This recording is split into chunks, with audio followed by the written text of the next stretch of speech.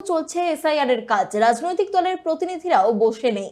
ইতিমধ্যে অভিষেক বন্দ্যোপাধ্যায়ের দলীয় কর্মীদের নির্দেশ দিয়েছেন বিএলওদের পাশাপাশি তাদের দলের বিএলএরাও যেন তৎপর থাকে। এই অবস্থায় বুধবার বিধানসভায় বিরোধী দলনেতা সহ বিজেপি বিধায়কদের সঙ্গে বৈঠক করলেন কেন্দ্রীয় মন্ত্রী বিজেপির প্রাক্তন রাজ্য সভাপতি সুকান্ত মজুমদার।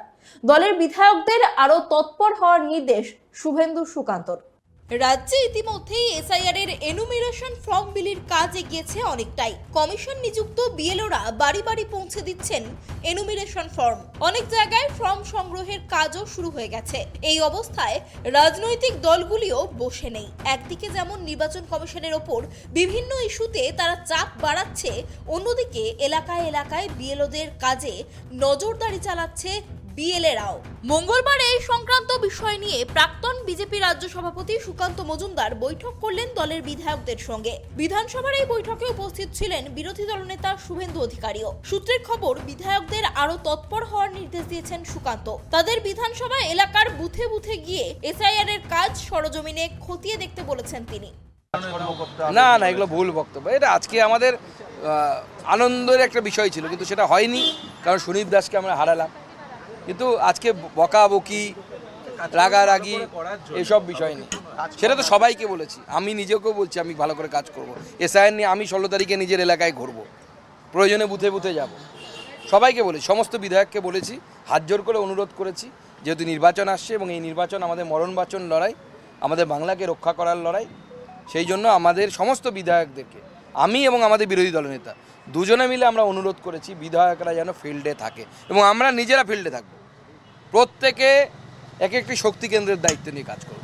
আমিও একটা শক্তি কেন্দ্রের দায়িত্ব নিয়ে কাজ করব। বছর ঘুরলেই বিধানসভা নির্বাচন। বিজেপির তরফে একাধিকবার অভিযোগ করা হয়েছে ভোটার তালিকায় বিস্তর গড়মিল করে রেখেছে রাজ্যের শাসক দল। এসআইআর সঠিকভাবে হলে 26-এর নির্বাচনে গেরুয়া শিবিরের ফলাফল আশাব্যঞ্জক হবে বলে আশাবাদী বিজেপি নেতৃত্ব।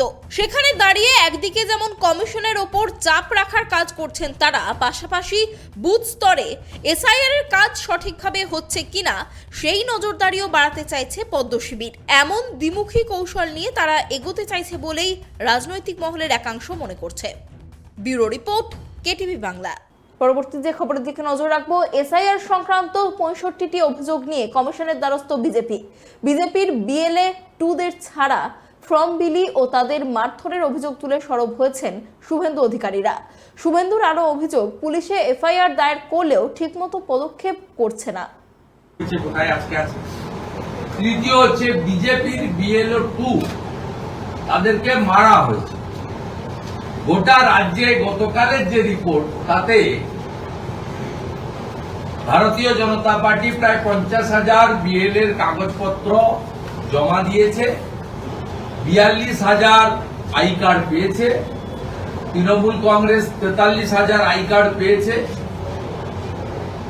সিপিআইএম প্রায় 30,000-এর কাছাকাছি এবং কংগ্রেস 9,000-এর কাছাকাছি বিএলএ 2 দিয়েছে। আমরা এই অভিযোগে বলেছি কোচবিহারে অ্যাটিটিউড, কিন্তু এক্ষেত্রে আমরা দেখছি এই 65 ইনসিডেন্টের